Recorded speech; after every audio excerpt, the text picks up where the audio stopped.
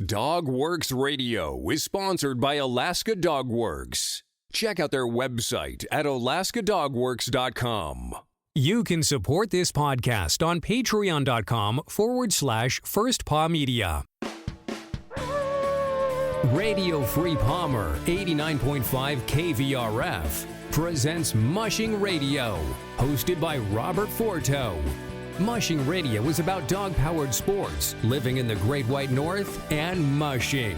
Visit our website at mushingradio.com. Here is your host, Robert Forto. Hello and welcome, everybody. This is Robert Forto, and you're listening to Mushing Radio here on KVRF 89.7 in the Matsu Valley. RadioFreePalmer.org is our live streaming site. You can find all of our episodes over on dogworksradio.com. Be sure to check us out on social media as well. Just search for Dogworks Radio. And I am joined tonight by my co-host, Toni Reitter, calling in from Kenai, Alaska. Toni, how's it going? Going pretty well. Dried out after a very wet weekend. So excited for the cooler weather, but wishing that it was a little bit drier. You know, it is the dog days of summer, as they say it. And up here in Willow, we have been getting a heck of a lot of rain. And that's good because I'm seeing that a lot of teams have taken advantage of it. And they're already doing a little bit of training. I know we talked a couple episodes back that the sweet spot is usually right below 50 degrees and not too much humidity.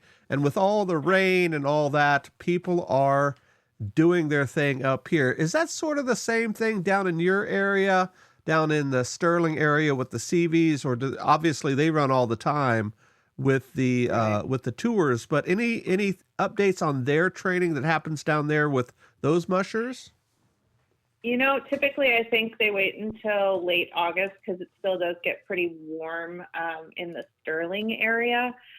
Plus, a lot of their sled dogs are either working on building the next generation by making puppies, or they're up on the glacier and in Seward doing tours.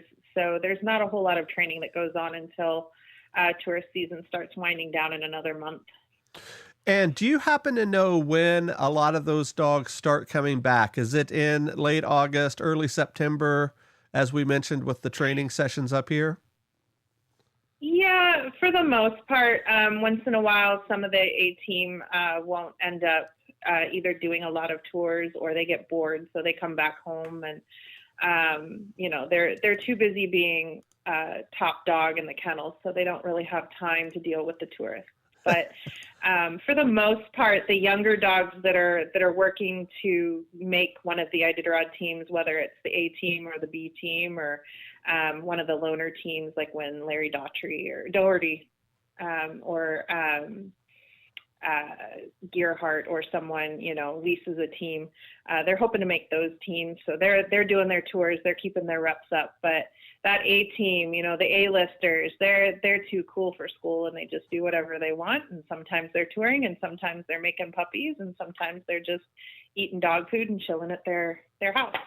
And the latter is what a lot of our dogs do during the summer, since we don't send any of them up to the glaciers of the tours, but fat and happy, as they say, and enjoying vacation. So tonight, guys, we have a pretty cool show for you. We're going to talk about a blog post that Toni did over on her website, and I'm going to have her give all the particulars on how to find it, how to subscribe to it, and you can even buy her a coffee, as they call it. It's very similar to a Patreon type thing that you can sign up for, and I encourage you to do that. But before we talk about the race schedule for the 2022-2023 mushing season, there is one little bit of news out, and it's about the Yukon Quest International Association race on the Canada side. They announced a purse of $35,000 for the YQ 450.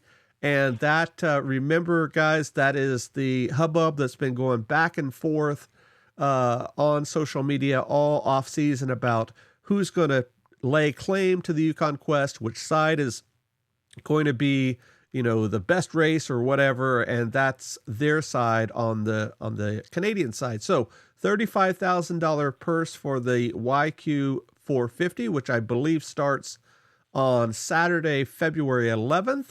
And then the 250, which is right after that, has a purse of $15,000. And then the much shorter race, the YQ 100, has a $2,500 purse. Did I miss anything on that press release or anything you want to mention? I don't think so. It was pretty straightforward. I think Canada is definitely trying to show, that they're not struggling, or that, these changes, the split has not slowed them down from preparation. They really do want to encourage teams to be confident in signing up. I think it's a healthy purse for this first outing without the Alaska side of the quest helping out. So I think that's a positive for the race itself. We haven't seen anything out of the Yukon Quest Alaska as far as press releases go about their purse. They have been posting about their different upcoming fundraisers and that sort of thing, but they haven't given a breakdown. So in that way, Canada is kind of winning the race right now. But it's still early enough in the off season. Most races are just now starting to even finalize their dates, much less get people started signing up or anything. The Iditarod, they're pretty much the first ones that start with the signups, but everybody else waits until fall because there's just no telling how many teams are actually going to run any of these races, and it takes them a little bit of training time before they're even confident to sign up in these bigger races. Right, and I know that we've talked about it in the past. Often these entries start sometime anywhere between August and October for a lot of these races, and we're going to mention a lot of them, not just the Alaska, Canada races, but you have a pretty comprehensive list, and I'm even going to add a couple if I know of any as they're popping up. In particular, the sprint races that I'm familiar with that I know the dates of as well. So without further ado, let's talk about this race list. This is something that you do every year over on your website. You do this. You do a pretty good musher profile page where you're putting links to their Facebook pages and their websites and their Twitter and all of that. And you're doing something very similar here. Tell us a little bit about the list before we talk about it. Sure. So in my work with Danny Seavey a few years ago, that's kind of what started the whole following the mushers and making sure that we had up-to-date websites and whatnot, because as everyone knows, Danny blogs during mainly Iditarod, but sometimes throughout the race season. And so he always wanted to have kind of his fingers on the pulse of the race in general and not just his family's teams.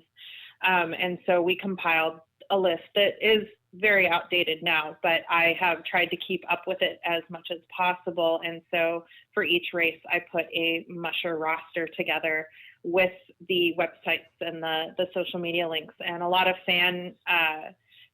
race fans have commented that it helps them be able to connect with the mushers if they want to send them, an attaboy, a kudos, or even send a little money their way, knowing that it takes a lot just to get to the starting line of any of the races, not just Iditarod or the Quest. It's a really easy way because most of the races don't do that. Some of the races do, and that's fantastic, and I wish they would all do that, and I wish that they would go even a step further and start highlighting more of the dogs, which I know has been something that others have also called for. So I'm hoping that, as they see, I've already seen races kind of take on my little lists and use them themselves. So a few years ago, I decided to really start mapping out the race schedule for myself. And then I realized most people probably also would like this list. I think Sled Dog Central used to do this, but it's not been updated their calendar for a while. So I basically go with the races that are used as qualifiers for Iditarod and the Yukon Quest with a few extras added in due to their large entry lists, or the races themselves have reached out in the past to ask if they could be added to it.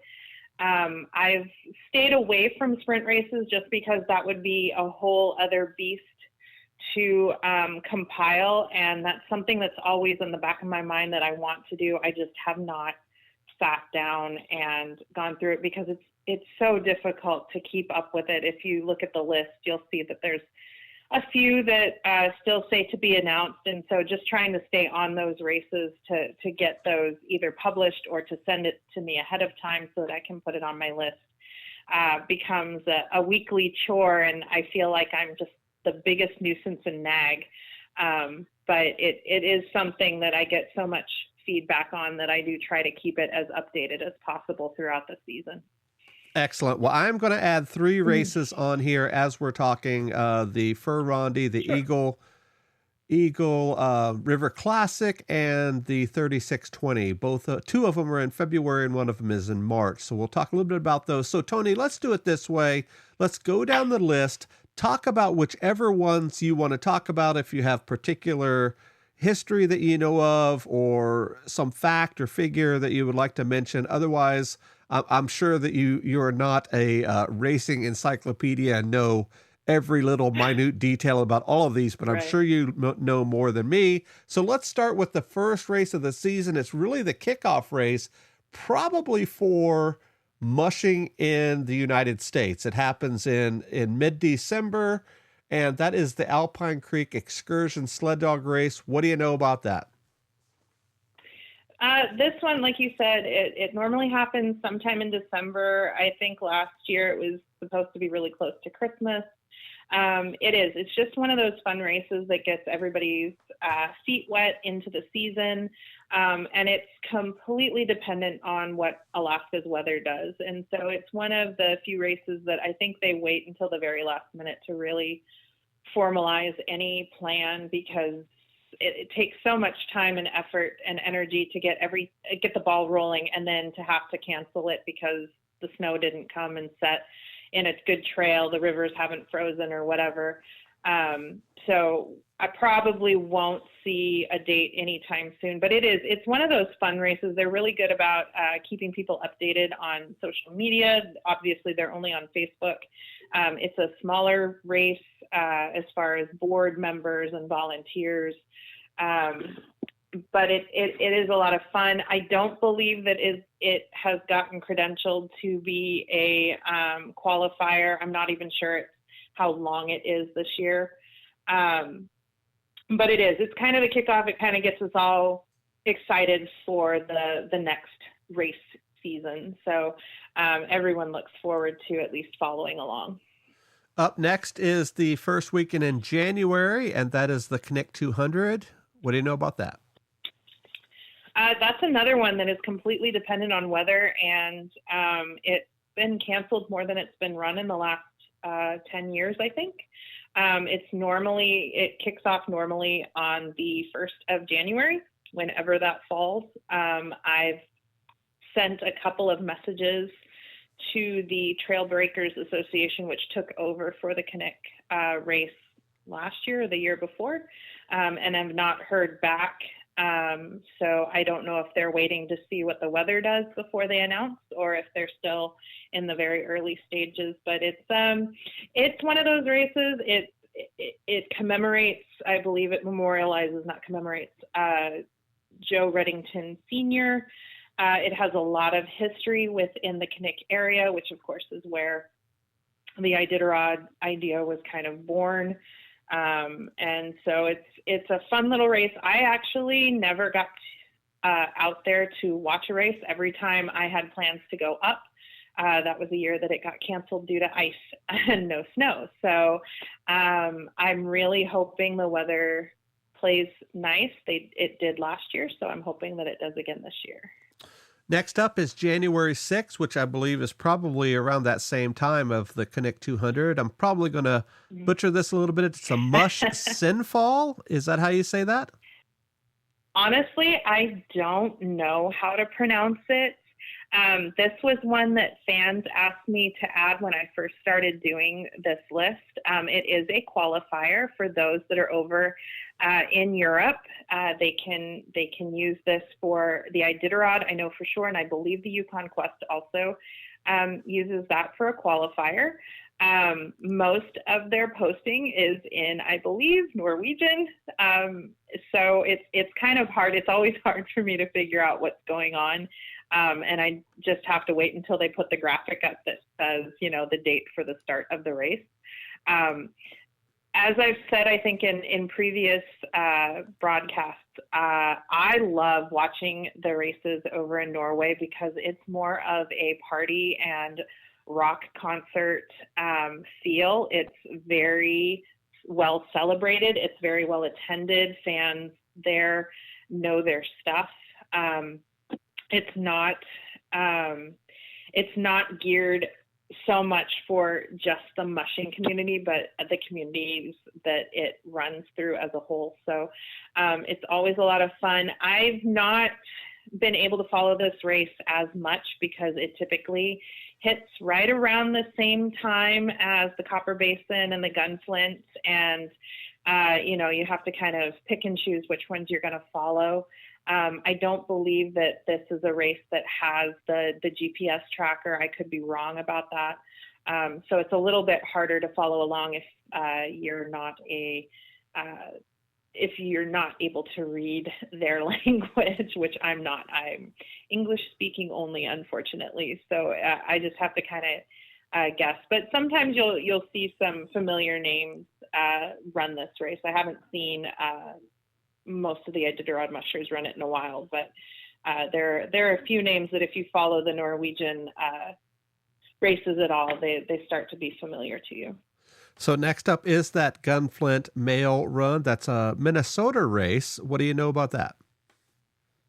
This is another one that they kind of go dormant in the off season, so we won't see anything from them unless I've missed it in the last few days.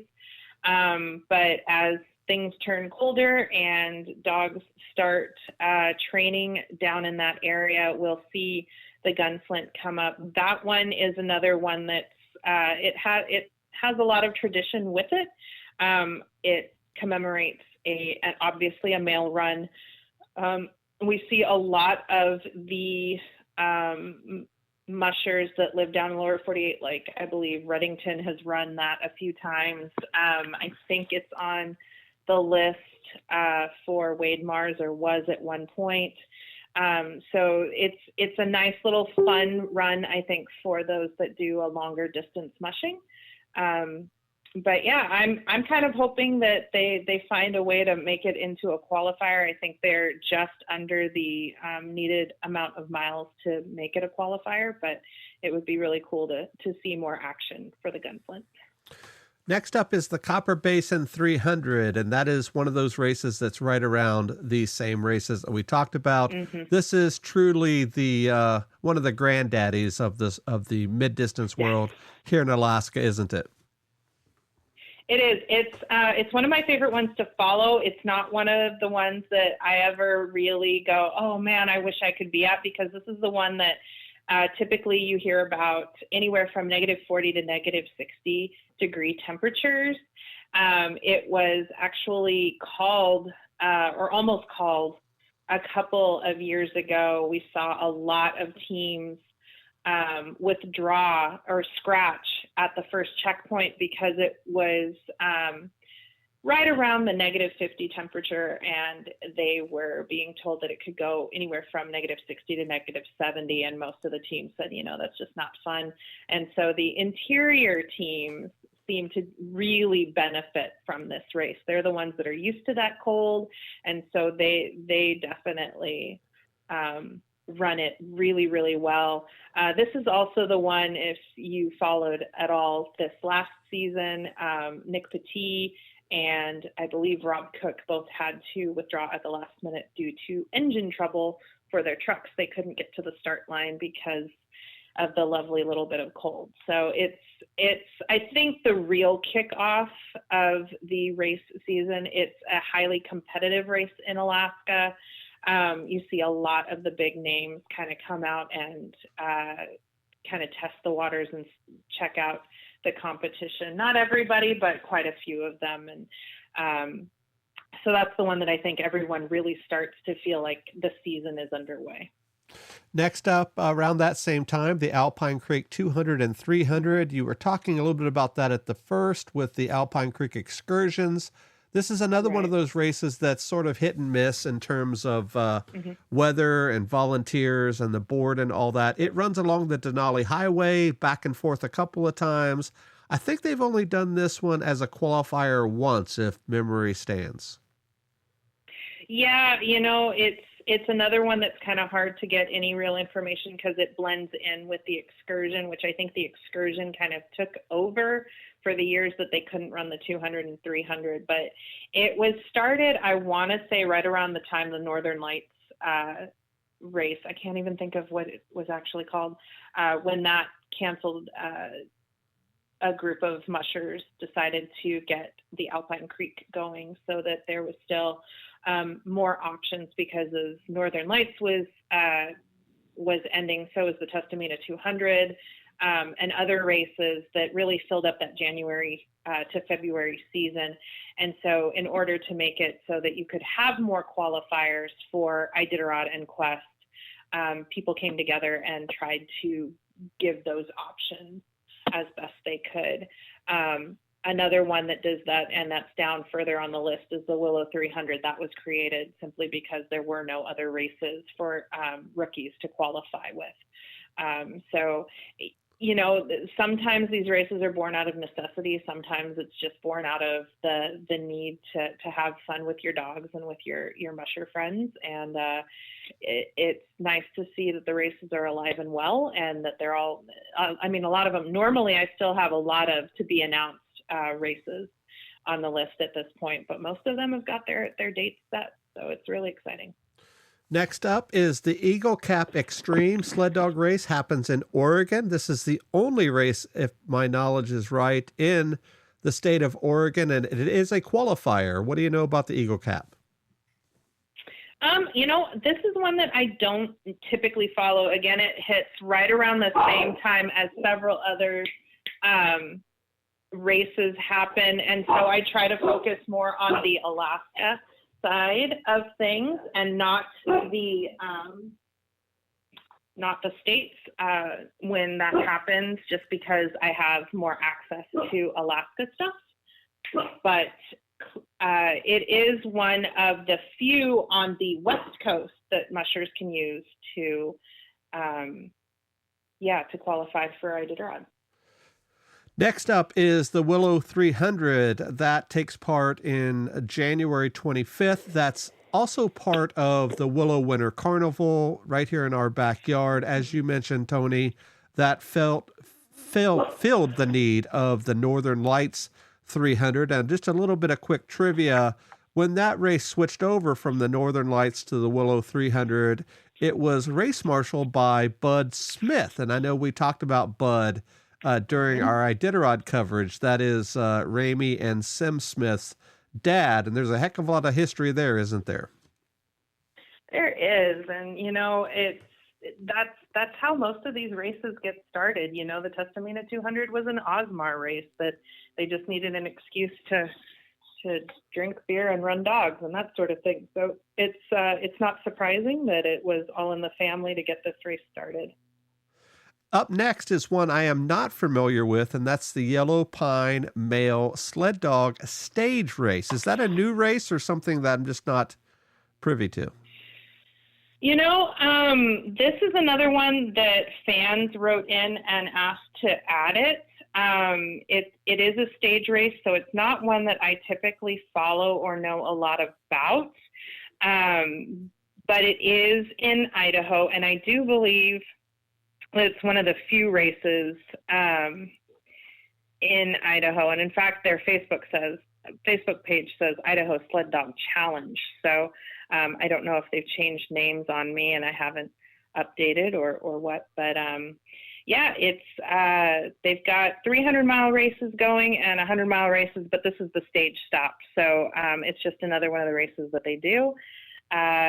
Stage races are not my forte, so I don't really know how much about them, but it's always fun, and fans wanted it on the list, so I went ahead and put it on the list. And I know you do have the Idaho Sled Dog Challenge a little bit down the list there. But before we talk about that, which is probably the same information you just mentioned, a big time race here in Alaska, the Cuscoquim 300. I believe this is probably the highest purse of any mid-distance race, in particular in Alaska. What do you know about it? This is another one that I think is on par with the races in Norway, with just how the communities come together to support this race. It's one of the few races that is well known and well attended by the teams on what's called the road system here in Alaska. It's a premier event. It's typically the roster gets full pretty quickly. The purse is high. The excitement is high. They've got fireworks. They celebrate this whole week there in Bethel. It's been pretty much owned lately by Bethel hometown hero Pete Kaiser, but now Richie Deal is also a Cusco 300 champion. So it's very competitive. It's one of the most competitive mid-distance races in Alaska for sure. Always an exciting finish. It runs through so many of the different West Coast villages that I think this probably embodies a lot of the spirit of what Joe Reddington and crew wanted to see when they did create the Iditarod. They've seen, especially since Pete Kaiser has been so dominant, not only in the Cusco, but of course he won the Iditarod not too long ago. They've seen so many more native dog teams enter the Cusco and its surrounding little races. They have smaller races that also go on actually all season long now. And that I think is in large part due to both Pete Kaiser and Richie Deal's success within the racing circuit. So I think it's a huge positive for the sport of mushing, maybe even more important right now than even Iditarod, as far as getting, again, that goal of keeping the native tradition alive of dog mushing. And I believe this is the first little bit of drama with this race season. And I say that because we just talked about the Willow 300, which its date is January 25th, and the Cusco 300 is January 27th. Typically, the Willow 300 is the first weekend in February, and it looks like they changed that this year.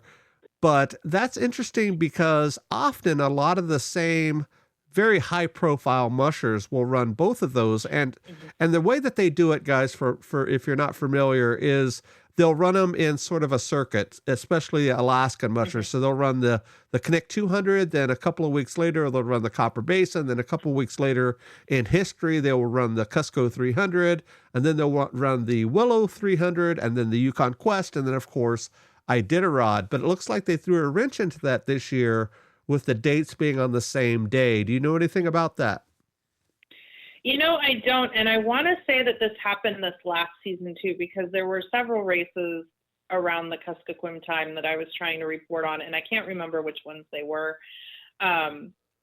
You know, it doesn't normally happen. Typically the races, they don't necessarily, the boards don't all get together, but they have a weekend and they stick with it. So you can kind of guess, you know, like the Knik 200, that's always the 1st of January.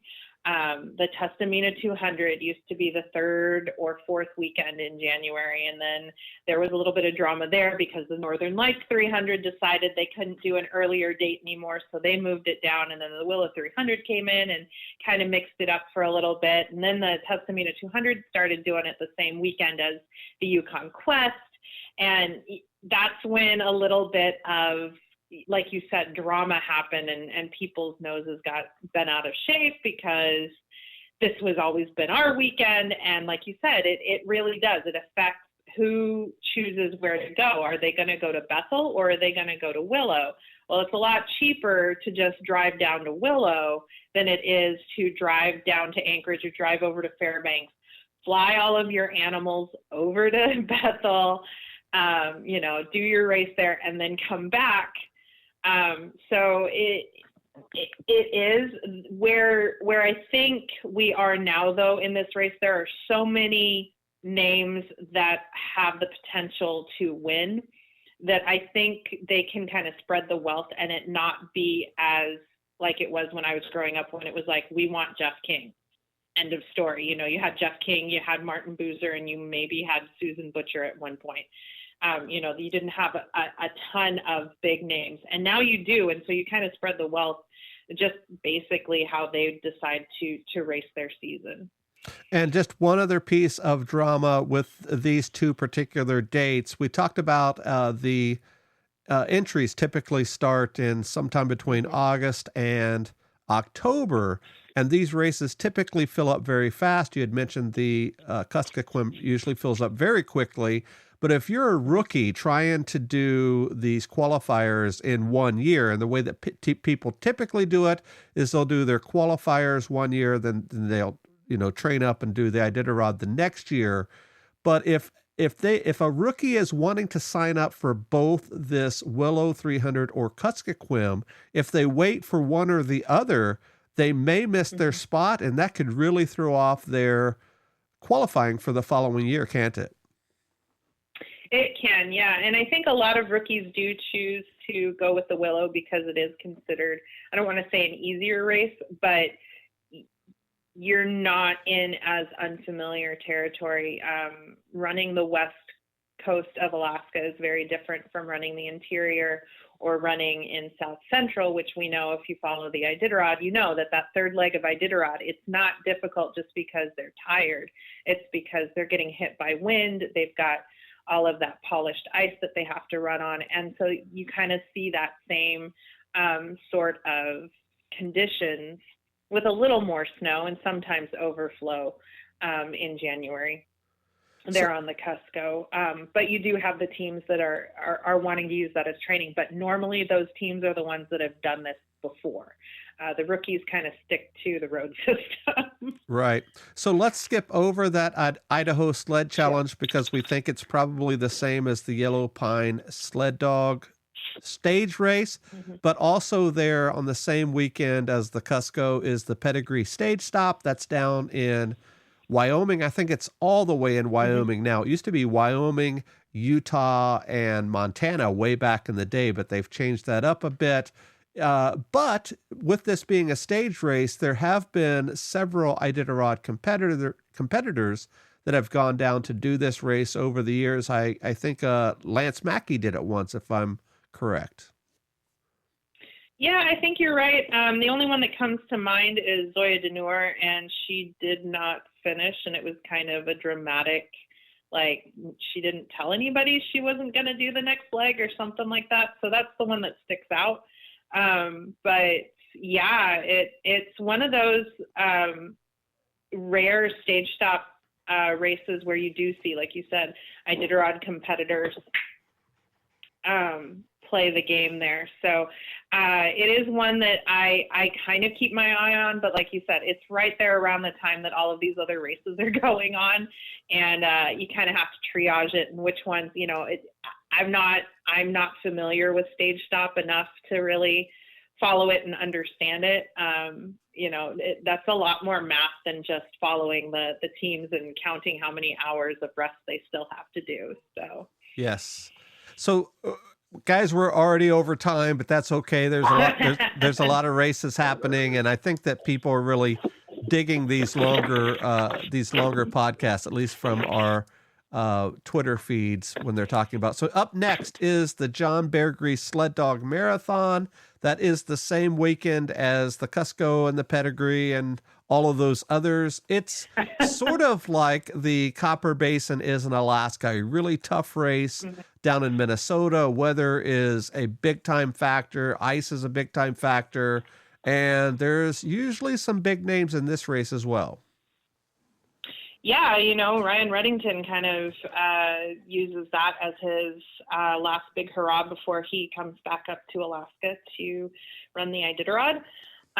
It's so premier down in the lower 48 that Quillpaws and Iditarod, when they decided to try and create this dog mushing World Series that Rob Urbach is so excited about, the bear grease is the one that's in the lower 48 that they use, and it's the first of their World Series. It goes from the bear grease over to the Finmark Slope, over to the Volga Quest, and then ends with Iditarod, because, of course, Iditarod is the most important race in the entire world. Just ask them, they'll tell you.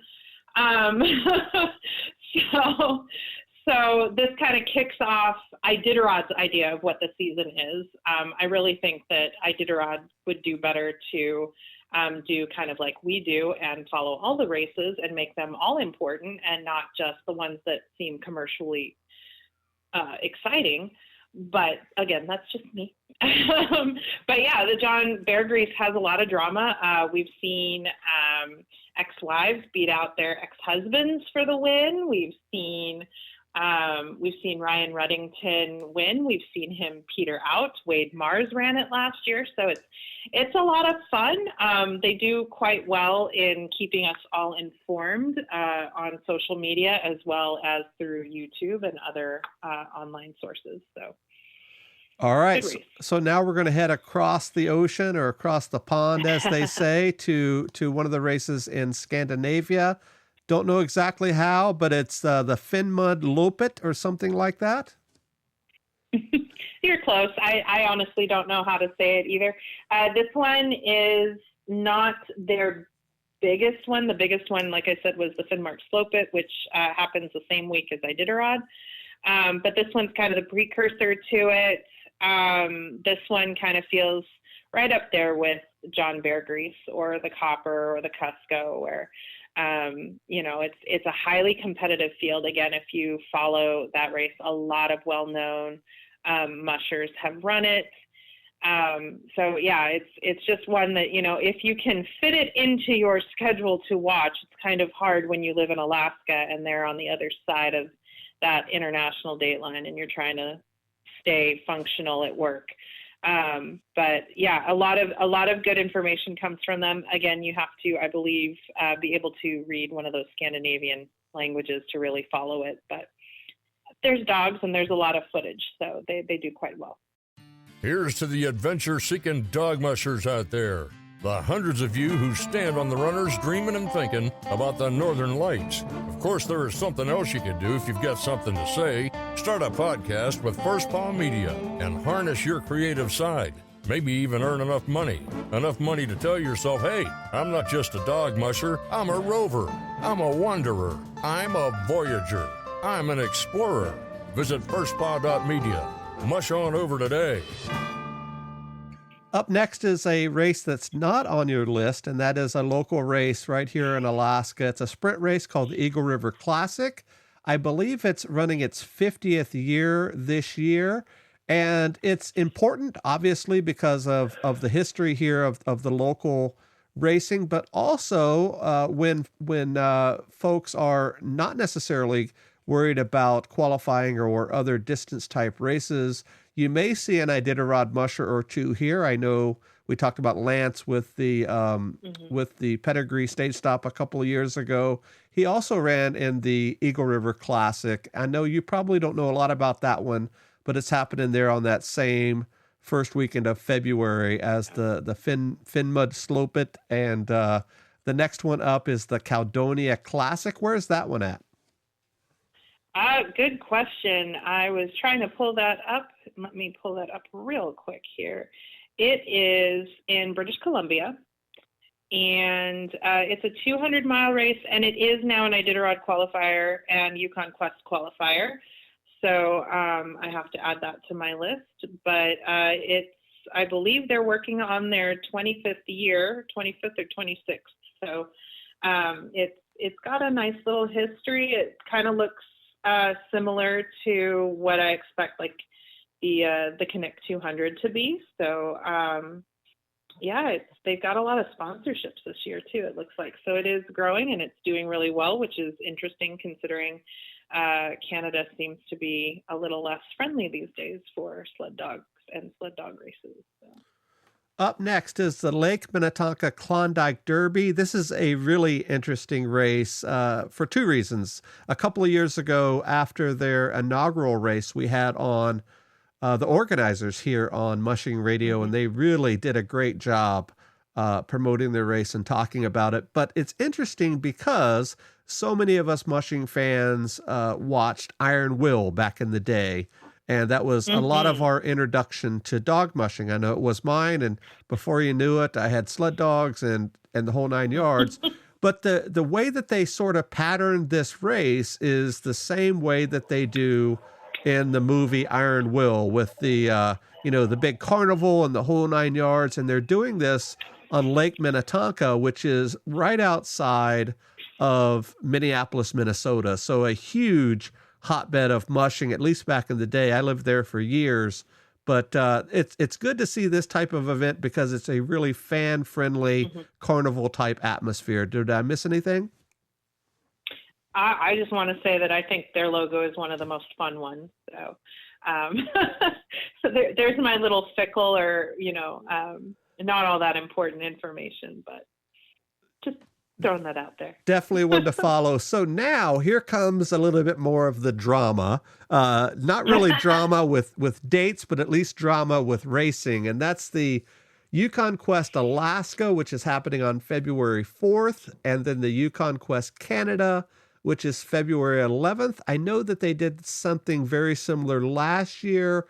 We've talked a lot about the Yukon Quest on this show in the last 5 or 6 months or so. Anything else you want to add about those two races? Not really, other than it seems like Canada in the divorce got all of the children. They have the website, they have the social media platforms, and poor little Yukon Quest Alaska has to have their own little Facebook page that nobody follows. So if you're looking at my list, give them a like, even if you're, pro Canada, because that's the only way you're going to be able to follow this race this year, I think. Well, in this day and age, not only in mushing, but intellectual property and social media websites are a big deal. So I think, like you said, the Yukon Quest Canada side really got the uptick with that one for sure. Okay, next up is February 12th, and I do not know this one at all. It's another... I don't... Yeah, it's another Scandinavian race. Go ahead and say what you think it is. It's a 70-miler, I guess, or 70-kilometer, I guess, over there. I don't even want to try. I like making fun of other people. I don't like actually making fun of myself. This one is one that's sometimes hard to get any information. Normally, this ends up being my to-be-announced race because they don't normally have a date, but this year they do. So I guess things have lifted with COVID is my guess as to why we haven't seen this race get a lot. And that's kind of the same thing with the next race down the Amundsen race, another one over there in Scandinavia. Really hard to get information on either one of those. My understanding is the Bergaby-Lopet. I don't know. I'm sorry. My understanding is that's more of a fun race as compared to some of the other ones. It doesn't seem as competitive to me, but I could be very wrong. It hits right around Yukon Quest time, and I can barely keep up with the Quest drama to follow any other races at that point. So next up is a race that's pretty near to me in a couple of reasons. Number one, my daughter ran it a time or two, and it's ran right in my backyard, literally in my backyard, and that's the Willow Junior 100. Very cool race for the kiddos. It's really cool to see. I mean, young kids like 12 or 13, I believe, is the starting age for that, and they're out there literally running 100 miles in the middle of nowhere. Pretty cool race, isn't it?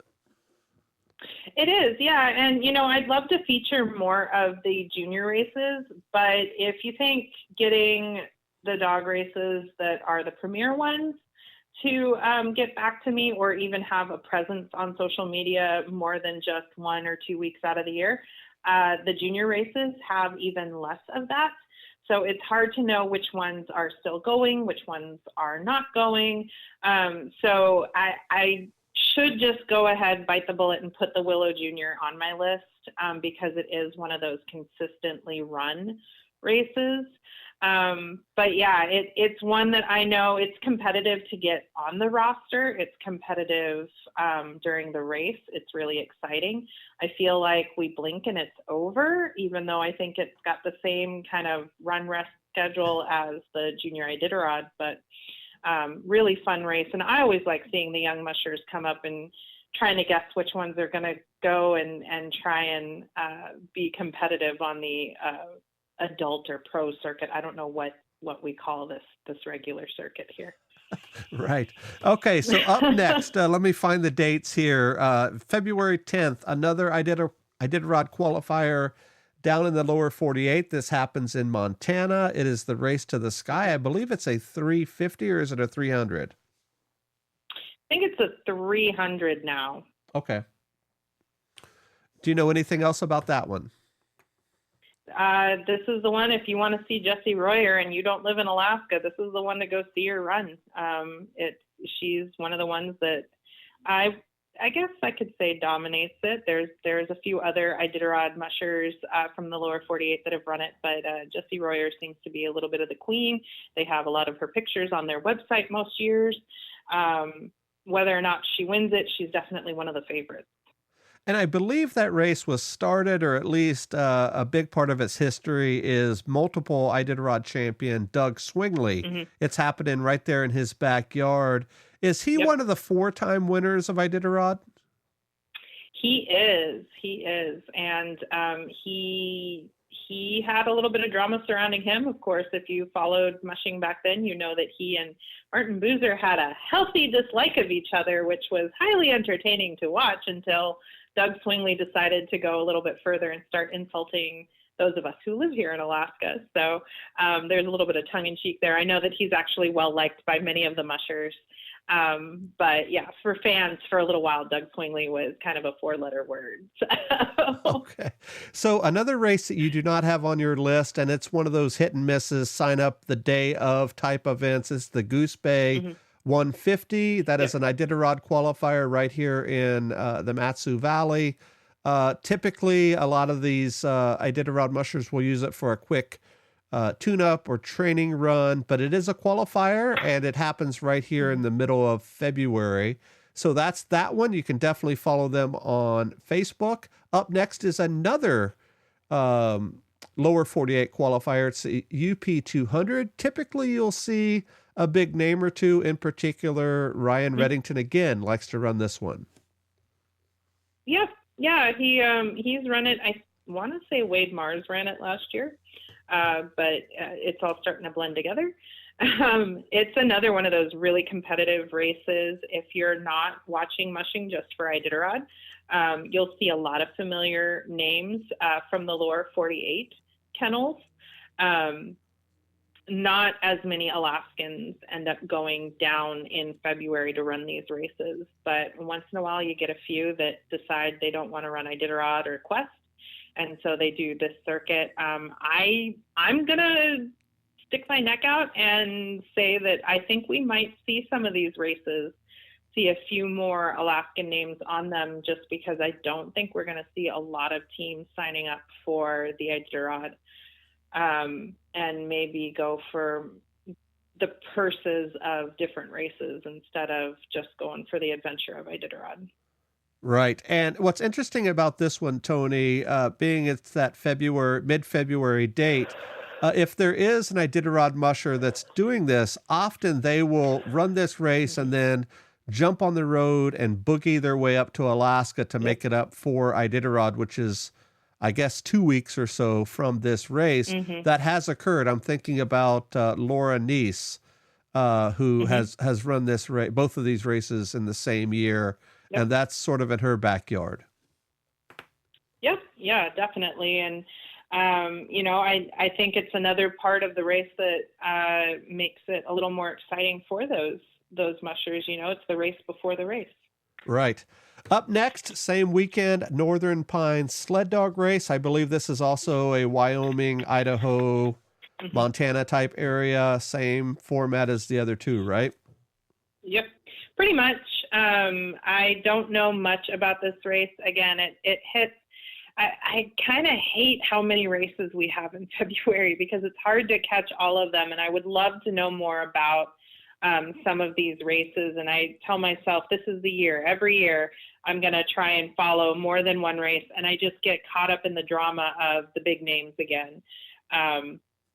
But it's exciting. I wanted to add a few more of the lower 48 races, even though I didn't know much about them, just because I do think that they need to be celebrated as well. Mushing is not just an Alaskan sport. It is an international sport. It's not just for those of us that are considered on the frozen tundra of the Yukon or Alaska or Scandinavia. You see that, in the northern states there and in the lower 48 as well, all the way into the East Coast. So we should really embrace that and celebrate that as well, because it is such a great sport. Next up is an exciting race for a couple of reasons. It is the Canadian Challenge that happens February 21st, 2023. And what I would have to say the most exciting part of that is the organizers are going to start hosting a podcast on our feed here on Dogworks Radio. Yay. And that's pretty cool. I'm going to be the person that interviews the hosts. I'm going to do that actually this Friday. I believe it's going to launch in early August.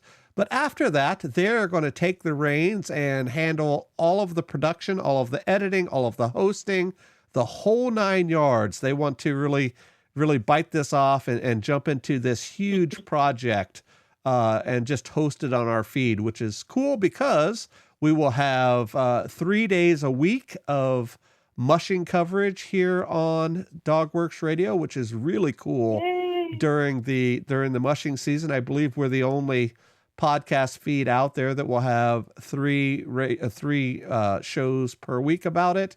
But I know that you follow these guys pretty closely on Twitter. What do you know about the Canadian Challenge and or their new podcast venture that they're jumping into? I'm really excited to hear that they are jumping into that. They asked fans of the race, I want to say like 3 or 4 weeks ago, what do fans want to see in content that's not necessarily during the race week, but outside of race week? And people came up with great ideas, different musher stories, talk about the dogs, we want more pictures, we want more video.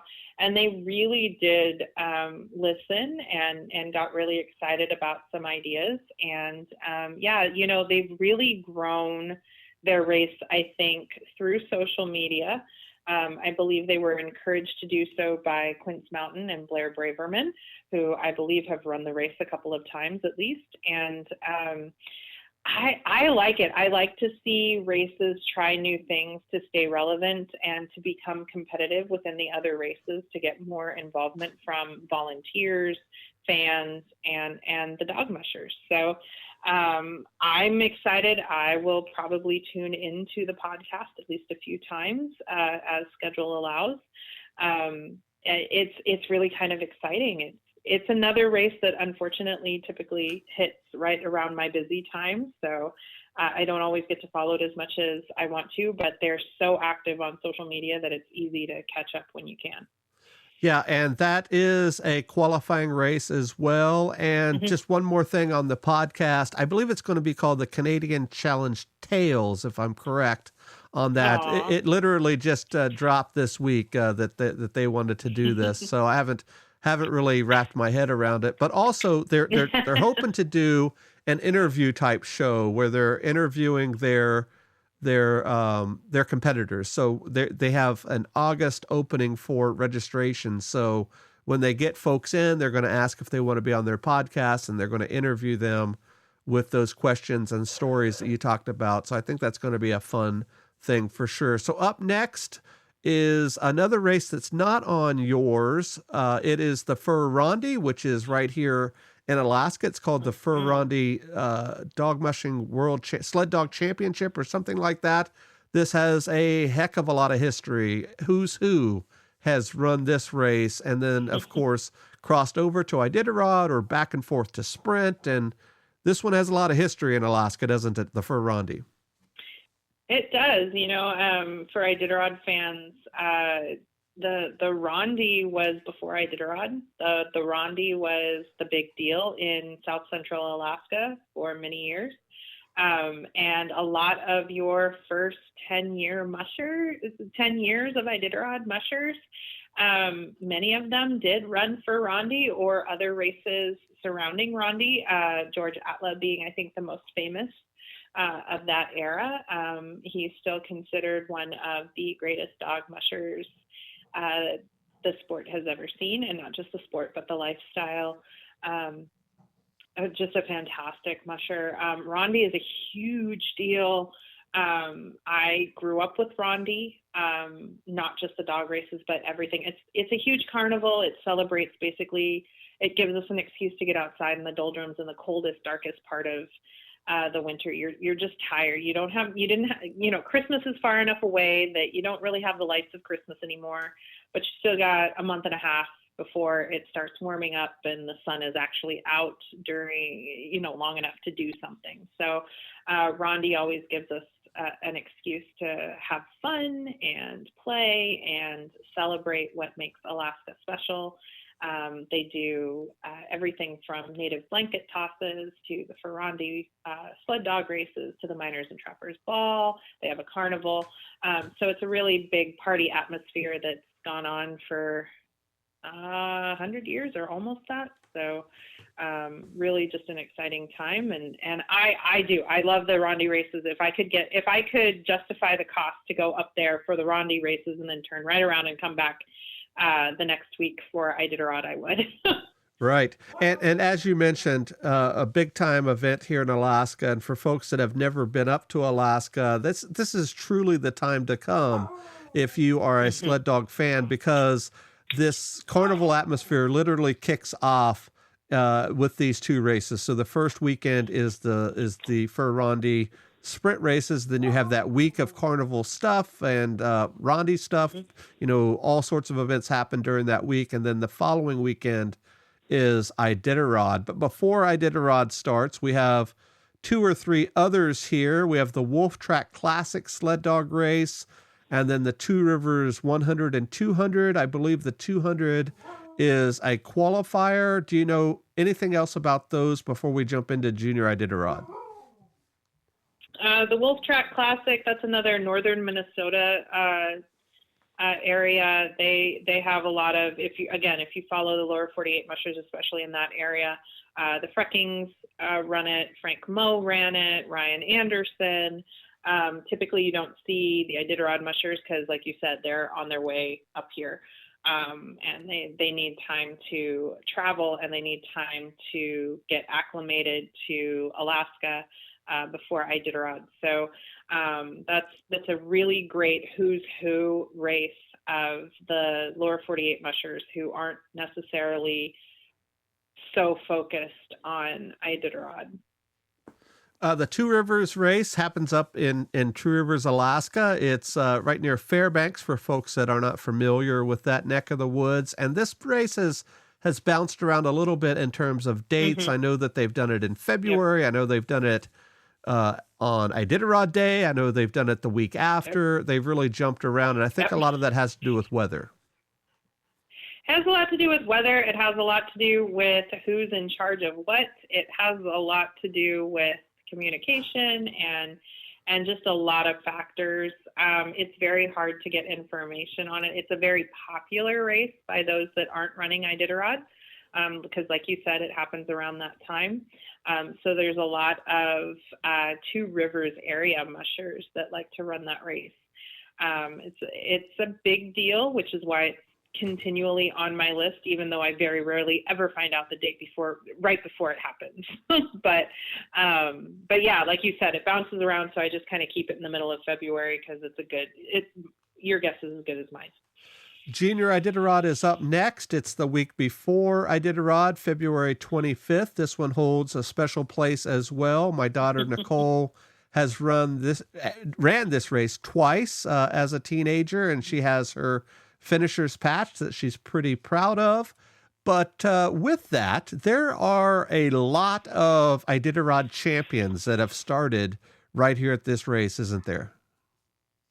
Not just champions. There's just a lot of Iditarod mushers that have started. Some of them do go on to win. Some of them that have won junior Iditarod are still waiting to win the big Iditarod. It's again another very competitive junior race. It's a scholarship program, so those that claim the top spots get a little bit of scholarship money, which I think is really great. It encourages younger mushers kids in general to get involved in mushing. And I think encouraging that is it's an important role, not just for the sport, but it does teach kids so many life skills, just running these dogs and training these dogs. So it's an exciting race. It's another one of those quick races because they do run a shorter mileage than some of these other races, but it's still very exciting. You've had stories of teams getting lost. You have stories of moose on the trail. So it's just as exciting. It's just as dramatic as, again, one of the grown-up races, but it's always fun to cheer on all of the teams. And I believe it is an Iditarod qualifier still. So a person that at 16 years old could have one of their 3 or 4 qualifiers done and then not race another qualifier for a couple of years because most of them require you to be 18 plus. So it's definitely kind of interesting that way. Yeah, it's a great little way. I think it's kind of Iditarod's way of enticing the kids to stick with it so that they do come to Iditarod and run that 1,000-mile race. I think it's kind of funny that they can jump from the junior Iditarod's mileage all the way up to 1,000 miles for Iditarod, but they do still have to qualify with those other qualifiers. It's not just a one race and done kind of thing. But yeah, it definitely gets their foot in the door. And it's always exciting to kind of guess which kids run the junior are going to end up running Iditarod in a couple of years. Yes. So up next is March 4th. That is Iditarod. It's the first 51st running. I know that we talk a lot about Iditarod. That's sort of the showcase of our time together here on the podcast. Is there anything you want to mention? Because I'm sure we're going to talk a lot about it in the coming weeks. Yeah, we're in a new era. It's going to be interesting to see what Iditarod does from here on out. Seems like most of the teams their goal was Iditarod 50, and so now it's changing of the guard. The roster hasn't changed as far as I know since the first day of sign-up. So I don't know what to expect. Yeah, just stay tuned, guys, to our podcast, and you'll hear it first here. So interesting race coming up next, same weekend as Iditarod, is the Can-Am International. Now that the Yukon Quest is not running their traditional 1,000-mile route, this is the only international race in North America, if I'm thinking correctly, and that is this Can-Am Crown, which is in northern Maine, crosses over the border into Canada, and then back, and it is I believe it's a 250, but interesting race because it's that international side that was run so often with the Quest. Yeah, and it's kind of exciting too because it's one of the few those mid to long distance races that takes place on the East Coast. We have a lot of those races. They kind of hang out in the Minnesota area, but to see this one get so far east is kind of exciting, and it's not one that I obviously follow because it's the same weekend as Iditarod. How rude! But it's fun. It's fun to see at least somebody can still cross the border and work, in tandem with I assume two boards, because I guess that's the rule. They both have to have a board, but Yeah. Yeah, and it's interesting. Michelle, my wife Michelle, and I were up in this neck of the woods last winter when we picked up our pup Isolt from a good friend of ours that lives right here in this area. I know that his family runs this race, and it is a lot like Alaska in that neck of the woods. Very cold, lots of snow. Yeah, that's not an easy race by any stretch. Mm-hmm. So up next, the following weekend, March 10th, is the Finmark Slope, as you mentioned, with Iditarod and the other one that we cannot pronounce, and the Bear Grease. This is sort of the crown of the World Series or whatever they're calling it with Iditarod. This is an exciting race because obviously it's over in the Scandinavia area. I don't know if it's only in Norway or not, or maybe it goes into Sweden. I'm not sure, but this is a big race over there, isn't it? It is, and you will see some Iditarod veterans from our neck of the woods go over there. Hugh Neff has run it, Lance Mackey has run it, or at least they've visited it. Dallas Stevie for sure has run it a few times. This one, the start is so much fun to watch. They have giant big screens. They have rock music. They have lights. It's lights, camera, action. They keep everyone involved with live feeds on Facebook and YouTube. And that was kind of how they bridged the gap to kind of get involved with Iditarod and Iditarod Insider. And they brought over the team that reports on the Finmark Slope, and they're part of the big conglomerate with Krill Pet that does the QPAWS updates of the Sled Dog World Series on YouTube. And so it's a fun race. Normally it takes off a day or two after Iditarod does, but this year it's almost a week after the start of Iditarod, so a little bit easier possibly to follow. Thomas Werner, who of course won Iditarod in 2020, he I think won it this year, the Finmark Slope. So it's a very competitive race. It's very hard for me to follow just because they don't run in miles over there. Yeah, so trying to figure out the whole mileage thing and how much rest they need. It's a completely different setup, but it's still fun to watch and listen to the commentary.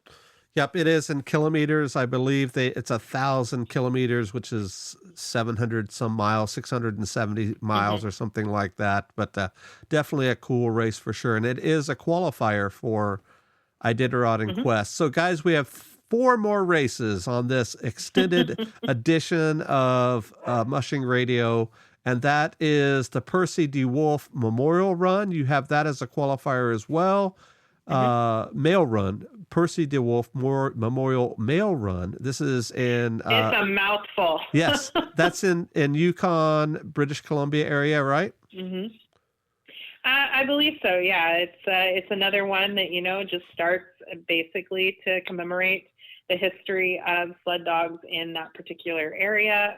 As with Alaska and the lower 48, a lot of the dog mushing, you were either a trap line or you were a mail run. Yes. So yeah, that's a cool one to follow, and they do pretty good on social as well. Next up is the Hudson Bay Quest, another Canadian race listed in March. Do you know anything about the Hudson Bay? They've had a 1 to 2 year hiatus because of COVID. I'm hoping that they come back. I have not seen much out of them this year. I reached out and haven't heard back anything, so I don't know what's going on with the Hudson. Next up is the Gnome to Council 200, another qualifier, and the only race that starts in Gnome. As we know, Iditarod finishes in Gnome, but this race sort of goes around the Seward Peninsula. Is that the Seward Peninsula up there in Gnome? Yes. Yep, that's the Seward Peninsula. Do you know anything about that one? I know this one struggled in the last few years, not only with COVID and all of that, but to get people to fly out of Gnome and then fly back into Gnome a couple of weeks Right. later to run this type of race is a little bit tough logistically. I know people have stayed, overtime. So they've done this. They've done the Iditarod, then this one, and then moved on up the coast a little bit to the Kobach. Anything else on the Gnome to counsel before we jump to Kobach? Yeah, there's not much. It's run by the Gnome Dog Mushing Association up there. I honestly, they haven't run it the last few years, either due to COVID or the fact that the ice melted and went away, so they had nothing to run on. So it's another one of those that you kind of hope can come back, but it's not always feasible. Typically, it starts up just a day or two after Iditarod ends. So. Yes. So last on our list, and remember, guys, there are a lot of other races that are happening throughout the world, but last on our list here on Toni's website is the Kobach 440. So it's literally almost 5 months to the day from the time that the Alpine Creek excursions race happens is the Kobach 440. They're running it on April 6th this year. Typically, it is that first weekend of April, and I know that we covered this one pretty extensively this past year, and it's a fun one, isn't it? It is. It's that race that's above the Arctic Circle, and they love bragging about that, and they love this race. It's something that the communities look forward to every year. It's one of your longer mid-distance races. It's right under that 500-mile mark, so it's not considered long distance, but shoot, anything over 10 miles for me would be long distance. So it's a great way to cap off the season. I love the Kobach, but I also hate the Kobach because I know that it's pretty much the last big race of the season, and while it is nice to have a weekend where I'm not watching the GPS tracker religiously, I start missing those little alien tracker things pretty quickly. So love the Kobach. It's one of my bucket list races to attend. Someday when I make my millions, I'm just going to follow all of these races in person. And a little bit of lore with this one, at least from my understanding from some old timers, it's the Kobach 440 for a couple of reasons. And one of the reasons is they did not want to make it a 450 because of the qualifying numbers for Iditarod. Currently, the qualifying numbers are 750 for Iditarod, and typically you have to get that by doing 2 300-mile races like the Cuscoquim 300 and the Willow 300 or Copper Basin 300, and then another one, and then a 150 like the Goose Bay 150 or any of those others. So they did not want to do it as a 450 to count it as 2 races. Right. So that's why it's under that 450 miles. I'm sure there's other reasons why, but that's a pretty cool piece of trivia. That's their story, and they're sticking to it. They're sticking to it. So that is it, guys. A heck of a lot of races there. Toni did a great job compiling this list, and she didn't do this just for naught.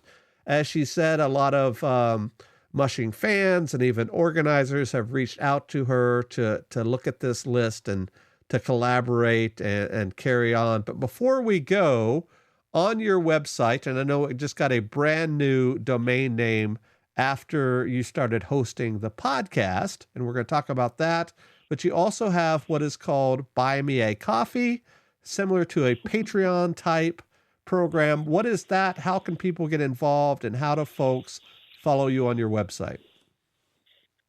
Sure. So if you go to writersblock.com, which is REITTERSBLOCK.com, you'll find all of my blog musings, my race lists, my musher lists. I try to keep it going as much as possible. I have kind of taken a hiatus this summer. Life has just gotten in the way. But I do try to report on at least the big races and any big drama that happens as I hear about it. As far as buy me a coffee, I don't actually drink coffee, so I say buy me a slice of pizza.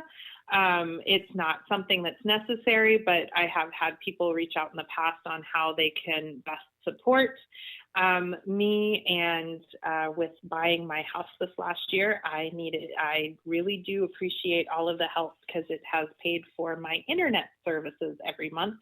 But you can choose how many slices of pizza you can buy me. I think the default is $3 a slice, which in Alaska would not get you a slice of pizza. It might get you a slice of pepperoni. But it's not necessary. I'm doing this for myself more than anything else. I'm not doing it to make money or anything. And so I appreciate those that have sent pizza my way. And yeah, you just, the links are pretty much everywhere on the blog. So you just click it and fill out the information and go from there. So with this, I'm not familiar with the Buy Me a Coffee /pizza, but I assume, like I said, it's similar to Patreon. If a person buys you a slice 3 or 5, do they get extra content? I know you have extra posts. So if a person does that, do they get access to those posts, or are the posts just open to everybody? The posts are open to everyone. Once in a while, I do post things directly on the Buy Me a Coffee profile page that I don't post on my blog post. It's not something that's behind a paywall or anything, but if you have sent a slice of pizza or money in the past, then you get a little email notification saying, hey, Toni posted another post here if you want to look at it. So if you like puppy pictures, I posted CV puppy pictures there. I did not post them on my main blog. I've posted Iditarod pictures there before I posted them to social media. I'm still learning the platform. There is a way to make it more like Patreon. I just have not gotten there yet. I'm still having a hard time promoting myself. So. Well, on your post, you have something on March 17th called Podcast Dump, and you have 7